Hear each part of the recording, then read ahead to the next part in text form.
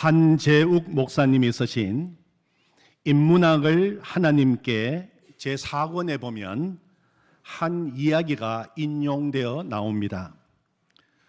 어느 초등학교에서 있었던 일입니다. 아직 생활조사라는 것을 하고 있던 시절에 일주일에 몇 번 외식을 하는가 하는 질문이 있었습니다. 많은 아이가 일주일에 한 번 한다고 손을 들었고, 나머지 아이들은 2주에 한 번 혹은 한 달에 한 번 정도 한다고 손을 들었습니다. 그런데 끝까지 손을 들지 않은 한 아이가 있었습니다. 그런데 그 아이의 얼굴에는 웃음과 기쁨이 가득했습니다. 그래서 선생님이 그 아이에게 물었습니다. 야, 너는 왜 손을 들지 않니? 너는 매일 외식하니? 그러자 아이가 대답을 했습니다. 우리 집에는 1년에 딱 한 번 외식해요.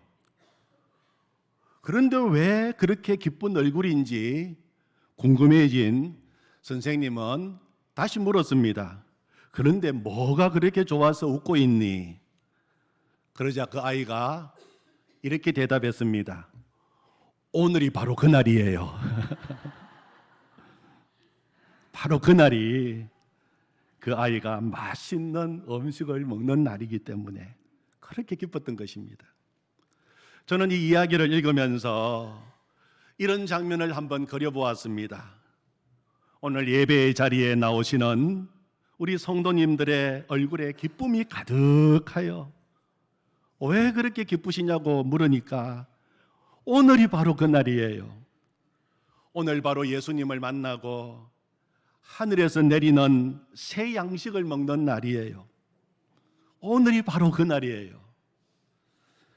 성도님들을 만나서 대화를 나누다 보면 예수님을 진짜 잘 믿기를 원하는 갈망이 있으시고 예배 시간에 온 마음으로 예배드리고 예수님을 만나기를 원하시는 거룩한 갈망을 품고 계시는 것을 보게 됩니다. 그러시다면 바로 오늘이 그날이 되기를 원합니다. 고린도후서 6장 2절에서는 이렇게 말씀하십니다. 보라, 지금은 은혜 받을 만한 때요. 보라, 지금은 구원의 날이로다. 아멘, 아멘. 오늘 우리가 함께 읽은 본문에는 바울 사도의 제1차 전도 여행에 대한 내용이 기록되어 있습니다. 오늘 읽은 본문 13절은 이렇게 시작합니다. 바울과 및 동행하는 사람들이, 바울이라고 하는 이름이 제일 먼저 등장합니다. 그동안 우리는 사도행전 9장부터 계속해서 사울이라고 하는 이름으로 기록되어 있는 것을 보아왔습니다. 그런데 13장에 와서 사울이 바울로 그 이름이 바뀌어 나옵니다. 13장 9절을 보시면 바울이라고 하는 사울이 성령 충만하여. 사울은 히브리식 이름입니다. 히브리식 이름이고 바울은 로마식 이름입니다. 성서학자들은 말하기를 바울은 태어날 때부터 로마 시민권자를 가진 자로 태어났기에 로마식 이름 바울이 있었고 히브리인으로서 히브리식 이름 사울도 있었다고 합니다. 당시 로마 시대에는 이스라엘 사람들이 두 개의 이름을 가지는 일은 흔한 일이었습니다. 그동안 사울이라고 하는 히브리식 이름을 사용하던 그가 오늘 13장에 와서 바울이라고 하는 로마식 이름을 사용하게 된 이유는 선교를 위해서, 복음을 전하기 위해서였다고 설명합니다. 그러니까 이방인 선교, 헬라인들, 로마인들, 그들에게 복음을 전하기 위해서 그 이름을 사울 대신 바울로 사용하게 되었다는 것입니다. 제1차 선교 여행이 시작되는 구브로 섬에서 그 지역을 다스리는 로마에서 파송된 총독에게서 복음을 전할 때 이방인을 위한 선교적 차원에서 로마식 이름을 사용해야 할 필요성을 느끼고 이름을 바꾸게 된 것입니다. 아마 사울이 유대인들에게만 복음을 전했다면 사울이라고 하는 히브리식 이름을 계속 사용했을 것입니다. 그러나 헬라 사람, 로마 사람들에게 복음을 전하기 위하여 그들에게 더 친숙하게 다가가는 로마식 이름을 사용한 것입니다. 선교에 도움이 된다면, 복음 전도하는 일에 유익하다면 이름까지도 바꾸어 부를 수 있는 그의 마음이 얼마나 귀한 마음입니까? 그래서 여러분 앞으로 바울 하는 이름이 나올 때마다 정말 선교의 열정, 복음의 열정을 가진 이름이구나, 그렇게 생각하시고 한번 그 이름을 불러보시기를 바랍니다. 오늘 읽은 사도행전 13장에는 바울 사도의 설교가 나옵니다. 그동안 우리는 사도행전 2장에서 베드로의 오순절 설교, 사도행전 7장에서 스데반의 설교를 들었습니다. 오늘 읽은 말씀에는 사도 바울이 제1차 전도 여행 중 비시디아 안디옥에 가서 전한 그의 첫 번째 설교가 나옵니다. 사실은 설교라기보다는 내가 만난 예수님을 자랑하고 간증하고 있는 것입니다. 사도행전 9장에서 바울은 예수님을 만나게 되었습니다. 예수님을 믿는 사람들을 잡아 죽이기 위하여 살기등등하여 다메섹으로 가던 바울은 부활하신 예수님을 만나게 되었습니다. 부활하신 예수님이 친히 그를 찾아가 주시고 그를 만나 주신 것입니다. 그런 예수님을 만남으로 인생이 완전히 바뀌게 되었습니다. 예수님이 그의 삶의 전부가 되었습니다. 그때부터 그는 누구를 만나더라도 세상 이야기를 하는 것이 아니라 자신이 만난 예수님 이야기만 했습니다. 오직 예수님, 입만 열면 예수님, 예수님이 너무 좋은 것입니다. 여러분 누구든지 정말 예수님을 만나면 예수님이 좋을 수밖에 없고 예수님 이야기하고 싶어서 견딜 수 없는 것입니다. 오늘 읽은 긴 본문에서 사도 바울이 지금 전하고 있는 복음의 핵심은 내가 만난 예수님, 내가 만난 예수님이십니다. 예수님께서 성경의 약속대로 우리를 위하여 십자가에서 죽으시고 예수님께서 성경의 약속대로 죽음에서 부활하셔서 우리의 구주가 되셨다는 것입니다. 그래서 그 예수님을 믿으면 누구든지 제사함 받고 구원을 받는다는 것입니다. 23절을 보시면 하나님이 약속하신 대로 이 사람의 후손에서 이스라엘을 위하여 구주를 세우셨으니 곧 예수라. 예수님은 성경의 약속대로 다윗의 후손으로 이 땅에 오신 구세주라는 것입니다. 30절에 하나님이 죽은 자 가운데에서 그를 살리신지라. 예수님은 성경의 약속대로 우리를 위하여 십자가에서 죽으셨고 성경의 약속대로 죽음에서 부활하셔서 우리의 구주가 되셨다는 것입니다.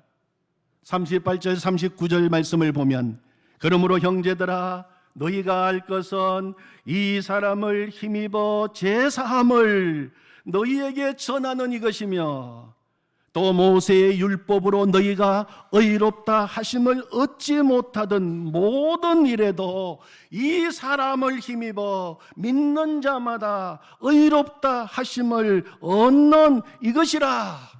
이 사람이 누구입니까? 예수 그리스도이십니다. 예수 그리스도. 그러므로 누구든지 예수님을 믿으면 제사함 받고 예수님을 믿으면 의롭다 하심을 받는다는 것이 오늘 바울 사도가 전한 복음의 핵심입니다. 바울 사도에게 있어서 누구든지 예수님을 믿으면 제사함 받고 의롭게 된다는 이 속죄의 복음은 단순한 교리가 아니었습니다. 그가 체험한 복음이요, 그를 변화시키고 그를 살린 복음이었습니다. 그래서 이 복음만 생각하면 마음이 너무 기쁘고 기쁨의 눈물이 흐르고 예수 십자가 복음을 전하고 싶어서 견딜 수가 없었던 것입니다. 그래서 누구를 만나더라도 예수님을 전해주고 싶어서 여기 가서 전하고 빨리 또 저기 가서 전하고 싶고 또 다른 곳에 가서 전하고 싶고 땅끝까지 가서 이 복음을 전해야 되겠다는 마음이 간절했던 것입니다. 사도행전 20장 23절 24절, 그가 이제 예루살렘으로 올라가면서 이런 고백을 합니다. 오직 성령이 각 성에서 내게 정언하여 결박과 환난이 나를 기다린다 하시나 내가 달려갈 길과 주 예수께 받은 사명 곧 하나님의 은혜의 복음을 정언하는 일을 마치려 하면은 나의 생명조차 조금도 귀한 것으로 여기지 아니하노라. 아멘. 사랑하는 성도 여러분, 우리도 다 예수님을 만난 사람인 줄로 믿습니다. 아멘. 그렇다면 여러분, 나에게도 분명한 이 구원의 복음의 감격이 있으십니까? 그 복음의 감격을 외쳐보셨습니까? 예수님 믿고 제사함 받고 의롭게 되었다는 이 복음을 듣고 너무 감격스럽고 그것이 너무 놀라운 복이라고 사람들에게 외쳐보셨습니까? 만약에 복권에 당첨되었다면 소리를 지르고 기뻐서 내가 복권에 당첨됐다고 외칠 것입니다. 하다못해 어떤 모임에서 행운권 하나만 당첨되어도 막 소리를 지르며 뛰어나가지 않습니까? 그것과는 비교가 안 되는 구원의 복음, 속죄의 복음을 우리가 얻지 않았습니까? 그런데 사랑하는 가족을 붙들고 친구를 붙들고 나 예수님 만났습니다. 나 예수님 때문에 제사함 받았습니다. 나 예수님 때문에 의롭게 되었습니다. 그렇게 외쳐보셨습니까? 오늘 13절에 보면 전도 여행을 함께 떠났던 요한이 버가에서 전도를 포기하고 돌아간 이야기가 나옵니다. 13절에 보면 요한은 저희에게서 떠나 예루살렘으로 돌아가고, 마가 요한이 예루살렘으로 돌아간 이유가 무엇인지 정확하게 기록되어 있지는 않습니다. 아마 육신적인 고난과 고생 때문에 앞날에 대한 두려움 때문이었을 것이라고 생각합니다. 구부로 섬에서 마술사 엘루마와 대적할 때 그 옆에서 지켜보았던 요한은 너무 두려웠습니다. 잘못하면 죽을 것 같았습니다. 앞으로 가야 할 밤비리아 지역은 더 위험하고 더 우상들이 많고 더 무서운 곳이었습니다. 넘어가야 할 가로막혀 있는 타우루스 산맥도 너무 힘이 들었습니다. 타우루스 산맥은 험하기로 소문난 곳이었습니다. 해발 2000m가 넘는 산들로 이루어진 타우루스 산맥은 강도와 산적의 소굴이었고, 보통 사람들이 그 산맥을 넘는다는 것은 목숨을 거는 일과도 마찬가지였습니다. 요한은 아마 도무지 갈 자신이 없었던 것 같습니다. 그래서 자신은 그만 가겠다고 전도 여행 중 중도에 포기하고 예루살렘으로 돌아간 것입니다.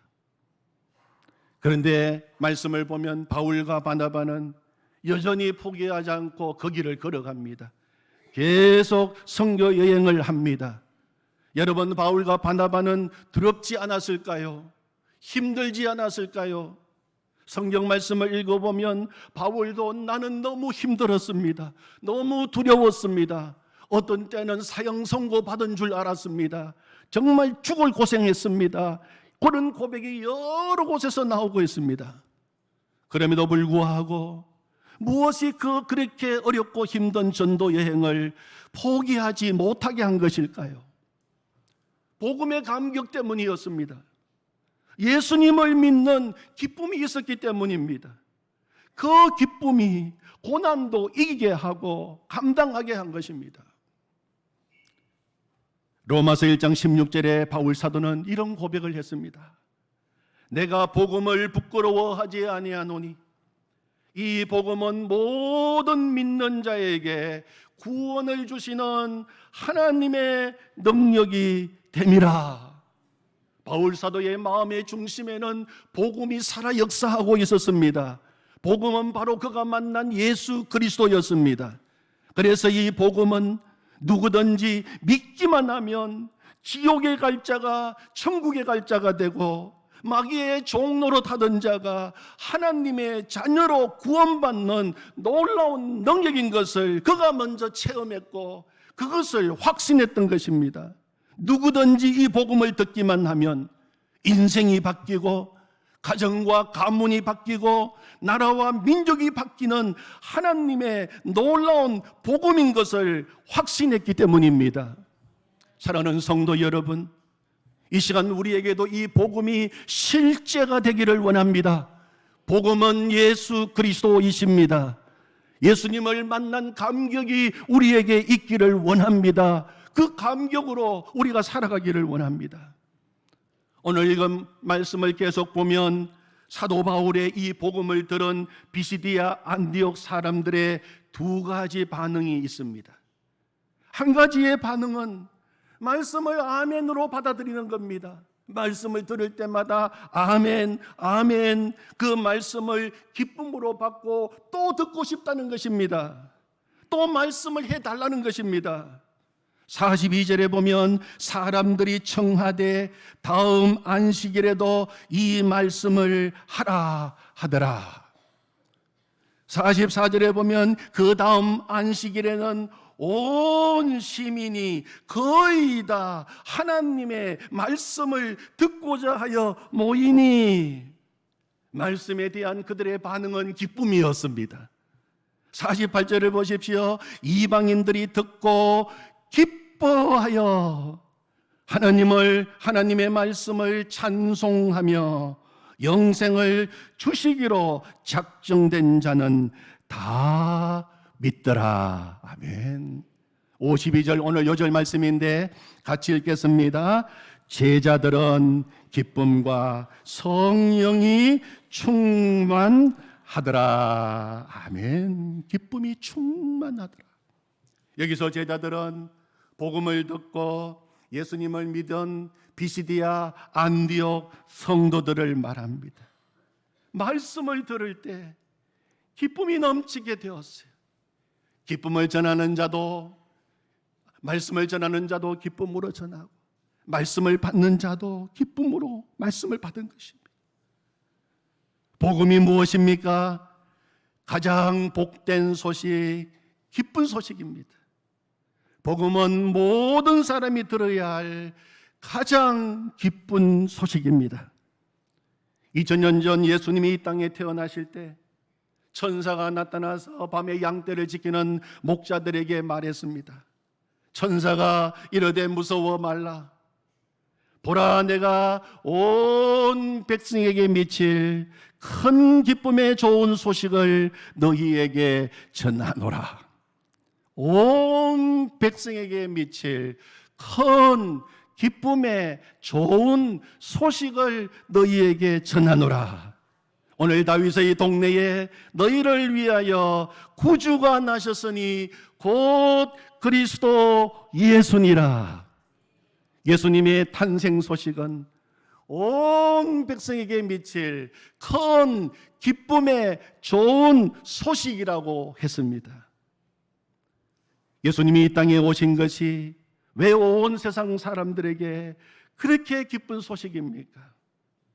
예수님이 이 땅에 오심으로 죄를 범한 인간을 용서하시고 구원하시려는 하나님 아버지의 뜻이 이루어지게 된 것입니다. 예수님이 오심으로 말미암아 죄인인 인간이 의로우신 하나님 아버지 앞에 나가게 되었습니다. 모든 죄를 용서받게 되었습니다. 하나님의 자녀가 된 것입니다. 영접하는 자, 곧 그 이름을 믿는 자들에게는 하나님의 자녀가 되는 권세를 주셨으니 아멘. 그래서 예수님이 이 땅에 오신 것이 큰 기쁨의 좋은 소식인 것입니다. 그러므로 예수님을 영접한 사람에게는 기쁨이 있습니다. 말할 수 없는 기쁨, 감출 수 없는 기쁨, 숨길 수 없는 기쁨이 있는 것입니다. 진짜 내가 예수님을 잘 믿고 있는지 가장 분명하게 알 수 있는 방법이 있습니다. 내 마음에 기쁨이 있느냐를 보면 되는 것입니다.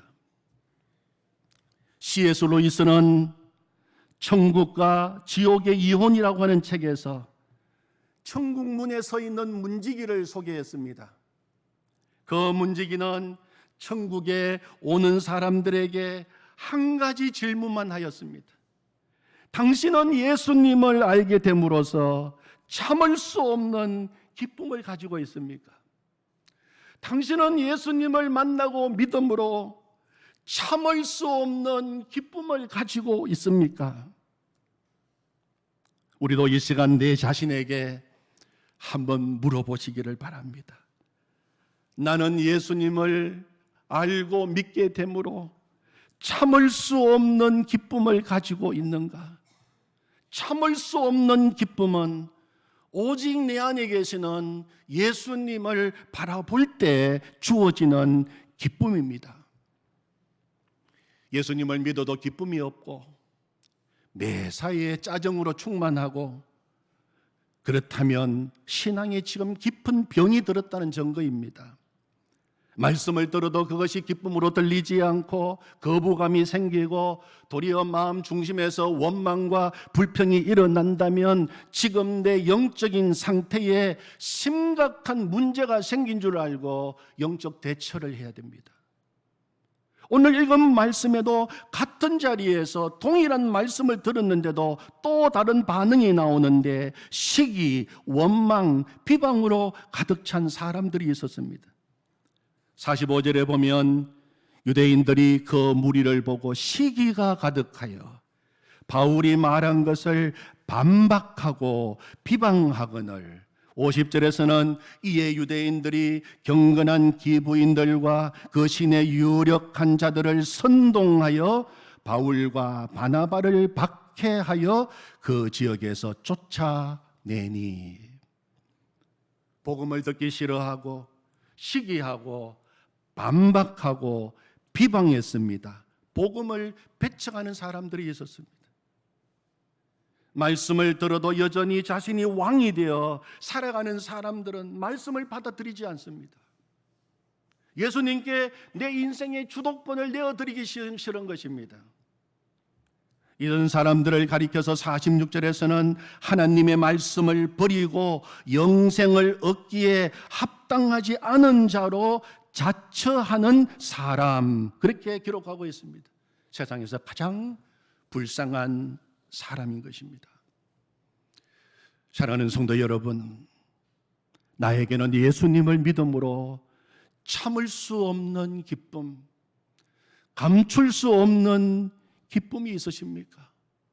신앙생활을 한마디로 말한다면 예수님 믿어서 이 땅에서 기쁨으로 살다가 장차 영원한 기쁨의 나라로 들어가는 것이 신앙생활입니다. 신앙생활은 한마디로 말하면 감출 수 없는, 참을 수 없는 기쁨인 것입니다. 말씀을 정리하면서 미국 몽타나에 금강을 찾아 나섰던 사람의 이야기를 한 번 더 소개하고 싶습니다. 금강을 오래 찾던 사람 몇이서 드디어 금맥을 발견했습니다. 그들은 너무 기뻤습니다. 그래서 그들은 서로 말했습니다. 우리 마을로 돌아가서 이제 필요한 음식과 모든 것을 준비하여 다시 오자. 그런데 우리가 금광을 찾았다는 정보가 새어나가면 정말 일이 복잡해진다. 목숨 걸고 절대로 동네 사람, 다른 사람들에게는 말하지 말고 준비하여 우리만 다시 오자. 그렇게 굳게 약속했습니다. 그들은 마을로 내려가서 비밀리에 음식과 모든 것을 준비한 후에 약속 장소에 모였습니다. 그런데 약속 장소에 나가 보니까 그곳에는 그들만 나온 것이 아니라 100여 명의 마을 사람들도 나와 있었습니다. 아니, 당신들 여기 왜 나왔소? 물었습니다. 우리들도 당신과 아들과 같이 가려고 나왔어. 어디를 간단 말이요? 시침이 떼지 마시오. 우리도 다 알고 있어. 금강을 발견한 사람들은 서로 배신감을 느꼈습니다. 절대로 비밀 이야기하지 말자고 했는데 누가 비밀을 이야기해서 누구야? 그런데 금강을 발견했다는 비밀을 이야기한 사람은 아무도 없었어요. 아무도 말하지 않았는데 그곳에 나온 수많은 사람들은 어떻게 알았을까? 너무 궁금했습니다. 그래서 나온 사람들에게 물었습니다. 우리가 금광을 발견한 것을 당신들은 어떻게 알았어? 뭐라고 했다고요? 당신들 얼굴 보고 알았어. 금광을 발견한 사람은 그 얼굴만 봐도 안다는 것입니다. 금강을 발견한 기쁨과 행복이 숨길 수 없는 것입니다. 얼굴에 다 나타나 있는 것입니다. 사랑하는 성도 여러분, 세상의 보화를 발견해도 기쁨을 숨길 수 없는데 우리는 세상의 그 어떤 보화와 비교할 수 없는 가장 귀한 보배, 가장 놀라우신 보배, 그 예수님을 발견하고 그 예수님을 오늘도 마음에 모시고 사는 사람들입니다. 예수님을 모시고 사는 그 기쁨, 감출 수 없는 기쁨, 참을 수 없는 기쁨, 그 놀라운 기쁨, 그 행복이 날마다 우리 가운데 넘쳐나기를 원합니다. 우리 아이들이 부르는 노래 중에 제가 우리 칠성교회 유년주일 학교 다닐 때 배운 노래 가운데 너는 왜 항상 웃니 하는 노래가 있었어요. 너는 왜 항상 웃니? 슬퍼도 눈물 나도 남들은 모를 거야. 왠지 좋아, 항상 좋아. 무엇이 그리 좋은지 나도 알게 해다오. 너와 나 만나려고 주 예수님 오셨단다. 참 기뻐, 왠지 기뻐서 항상 웃고 항상 찬송. 정말 좋아, 왠지 좋아, 또 기뻐서 찬송하네. 3절에 보면 너는 왜 기뻐하니 마음이 괴로워도 남들은 모를 거야. 왠지 좋아, 항상 좋아. 무엇이 그리 좋은지 나도 알게 해다오. 너와 나 데려가려 주 예수님 오셨단다. 참 기뻐, 왠지 기뻐서 항상 웃고 항상 찬송. 정말 좋아, 왠지 좋아, 또 기뻐서 찬송하네. 우리 하나님 아버지 앞에서 동심으로 돌아가서 즐겁게 기쁘게 우리 반주에 맞추어서 같이 찬양하겠습니다.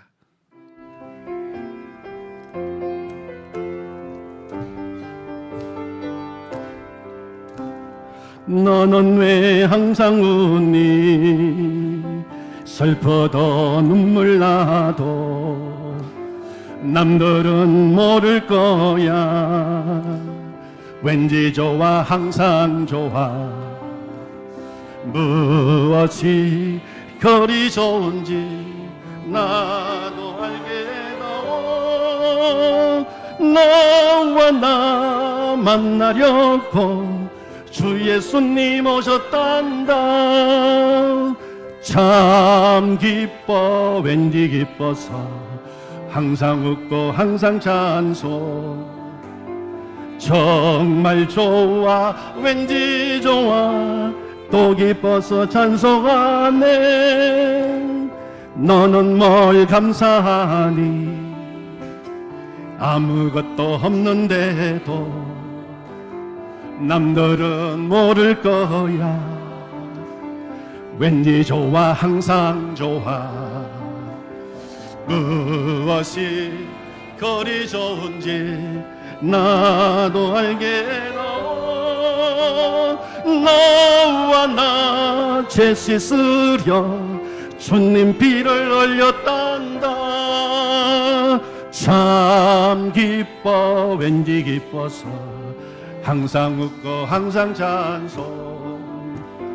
정말 좋아 왠지 좋아 또 기뻐서 찬송하네. 너는 왜 기뻐하니 마음이 괴로워도 남들은 모를 거야. 왠지 좋아 항상 좋아. 무엇이 그리 좋은지 나도 알게로. 너와 나 데려가려 주 예수님 오셨단다. 참 기뻐 왠지 기뻐서 항상 웃고 항상 찬송. 정말 좋아 왠지 좋아 또 기뻐서 찬송하네. 아멘. 하나님 감사합니다. 때로는 슬퍼도 눈물 나도 마음이 괴로워도 아무것도 없어도 주님이 나와 함께 계시고 주님이 언제나 나와 동행하시기 때문에 참 기뻐 왠지 기뻐 정말 좋아 왠지 좋아. 오늘도 이렇게 기뻐서 찬송하게 하시니 감사합니다. 하나님, 내 안에 감출 수 없는 기쁨, 숨길 수 없는 기쁨, 포기할 수 없는 기쁨, 주님 모시고 살아가는 기쁨이 언제나 충만하게 하여 주시옵소서. 예수님의 이름으로 기도하옵나이다. 아멘.